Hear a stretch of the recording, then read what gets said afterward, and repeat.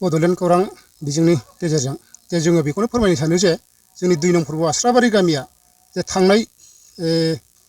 सप्ता खननैसो जाबाय माने गोबांथार अखा हानायनि जाहोनाव जोंनि बे 2 नं फुर्ब आस्राबारिनि जे लामा गामि गेजेरनि लामा बे थांलाय फैलाय दा जोंहा बिराद उसुबिदा दा बेखौ जोङो टिएमसि जे राजनितिक दल बे हान्जानिफ्राय जोङो बिथांमोननि जे बायनाय समखालिनो बिथांमोना फैनानै खबर लाफैदों आरो बिथांमोना बुंदों जे जोङो खोन्थानायाव जोंहा थांलाय फैलाय उसुबिदा खाथियावनो फरायसालि एलपि स्कुल दं आरो रुनिखाटायाव जोंहा कलेजाव थांनाय बाजार जानाय बेवहाय जों फ्राय गामिया दरबासो गोलैयो मेनलि जोंहा एखेबारे बेयो लामाया मेनथार दा बेखौ जोङो बिथांमोना जोंनि समयसाखौ नुनानै औवानि दालां थाबायनायनि सुबिदा बिथांमोना जोंनो होदों बे खोथा मथे बिथांमोननि खोथा मथे जोङो दिनै रायजोयैनो जोङो फुंनिफ्रायनो जोङो दिनै साननै जाबाय बे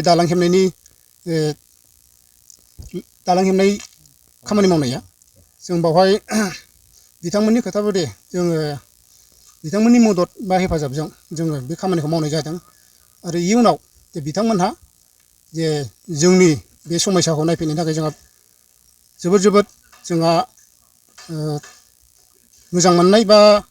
बेवहाय गोजोननाय दङ बिथांमोना जोंनि खामानियाव बिथांमोना जे होफैदों जोङो बिथांमोना बुंदों औवा बायनो थाखाय 15,000खौ बिथांमोना होलांगोन बेवहाय जोंहा जोबोद धन्यबाद जोङो बिथांमोनखौ जोङो जेब्लायबो मदद आरो इयुनाव जोङो बिथांमोनखौ जे देरहासार खालामनायनि जोंबो बे खामानिखौ मोननायनि थाखाय जोङो मिजिंथिदों आसा दङ रायजो राजाफ्रा जोंनियाव माने गोबां समनिफ्राय जोङो बेहाय संसार जादों जोङो 1969 सननिफ्राय बे गामियाव जोङो संसार जादों बावहाय जोंहा माने सरखारनिफ्राय थोजासे बा राव सरखाराबो जोंनो थोजासे बे लामाखौ अनसुंथाइ बा खामानिखौ मावनानै होफैयाखै जोङो गिबियावनो जोङो टिएमसिनि जे बिथांमोननि लिडारफोर बेखौ जोङो गोसो गोरबोजों बरायो आरो जाहाथे इयुनाव जोंनि लामाखौ बायफ्लंनानै थांनायखौ बिथांमोना मावफुंनानै होफैगोन जोंहा बेवहाय जोंहा आसा दङ आरोखि सरखारफोरनाव एसेसो खावलायहैयाखै बा एसेसो रायज्लायनायफोर जायाखै नामा जों सोलिफु दानि बिटिआर सरखारनिसिम जोङो सिगाङाव जोङो बेखौ लामाखौ जोङो एप्लिकेसन बा दरखास्थ' होबोनाय जादोंमोन ओमफ्राय बाहाय बिथांमोना जे जागोन होनो दा बेफोरबायदि जागोन होननानै बारलांबाय जों आसा दंमोन जा मोनगोन होननानै जोङो दा बिथांमोना हरोब्ला मोजां जायोमोन दा बिटिआर सरखारनिसिम जोंबो बेखौनो खावलायनो लुबैयो इयुनाव जाहाथे बेफोरबायदि खना खननि जायगा होननानै नायस'आलासिनो थायालाबा जे बे खामानिखौ मदद होफैगोन इयुनाव बिथांमोनखौ जोङो हास्थायो बिथांमोना फैयाखै आरोखि बेफोरबायदि फैजानो लुबैदोंमोन जों नुदों बेवहाय नोंथांमोना औवानि दालां बानायदों आसलथे सिगाङाव मा दंमोन बेवहायथ' सिगाङाव माने लामाया मोजाङैनो दङमोन ओमफ्राय सिगाङाव एसे गेट दङ बे गेटआ माने दैया गासै गेटआ फ्राय मोनब्रैसो दङ आरो बे गेटआ हगार हरब्लाथाय माने हथात थुरखायैनो माने लोमफैयो ओमफ्राय बेनि गेजेरजों बायनाय जादों आरोखि दा बेराफारसे ओरै उनाव दुब्लि दङ माइ गायग्रा बिसोरबो खुरनानै बाला फबजोब्बाय दै बाराजों खुरखालांजोब्बाय आरो बे दैया बेजोंनो थांनायनि लामा लागासिनो दङ जों बावहाय जुदि बियो थाङोब्ला जोंनि गामिया खावनै खावथाम जागोन बेराफारसेथिं ओरै फुराना फुर्ब आस्राबारि थाबाय जोंनि 2 नं फुर्ब आस्राबारि थाबाय जुदि बे लामाजों जुदि दैनि रेसा जुदि गमामायैनो बिजों थांथारोब्ला दा नुनायावथ' थांनायनि लेभेल जाखाबाय दा बेखौ माबा मोनसे जोङो सरखारनिफ्राय मदद हास्थायो आरोखि दा मोनोब्ला गोबां मोजां जागौ रायजो राजानि थाखाय 2 नं फुर्ब आस्राबारि बे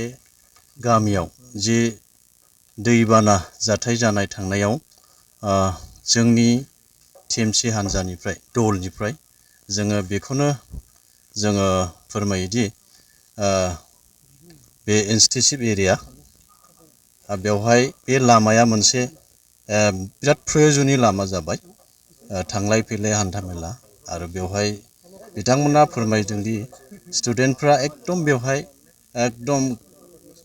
थांनो थाखाय बिराद इम्परटेन्ट होननानै बिथांमोना सावरायदों बे हिसाबै जोङो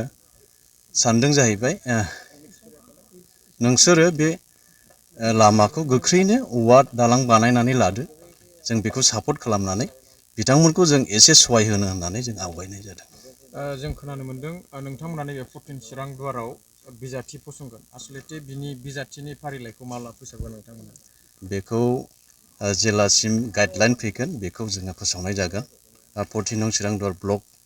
समस्ति हिसाबै जों बेखौ फोरमायो नाथाय जों नुनो मोन्दों जे बे 11 नं चिरां दुवार ब्लकआव जा BPF आरो UPPL बे मोननै दला जोबोद गोख्रों दा बेवहाय देरहानांगौनि मा फर्मुला दं नोंथांमोननिया जोंनि बे 14 चिरां दुवार समस्तियाव UPPL BPF गोख्रों जोङो बेखौहाय नुनो मोनदों खिन्थु जोंनि बे TMC जिथुनाखि दल पार्टिया जोंबो ओरैबायदि जोङो इउटिलाइज खालामदों गोख्रोङैनो जे जोङो बे समस्तियाव देरहानायखौ जों नुनो मोनदों खारना जाहैबाय पाब्लिक रायजो राजाफ्रा जोंजों सापर्ट खालामनायखौ जों नुनो मोनदों मोनबेसे समस्तियाव बिजाथि होगोन बायदि नोंथांमोननि दोलोनिफ्राय BTCआव जोंनि चिरां डिस्ट्रिक्टआव ओरैनो 7 जानानै दं क'क्राझार डिस्ट्रिक्टआव 9 जन जानानै दं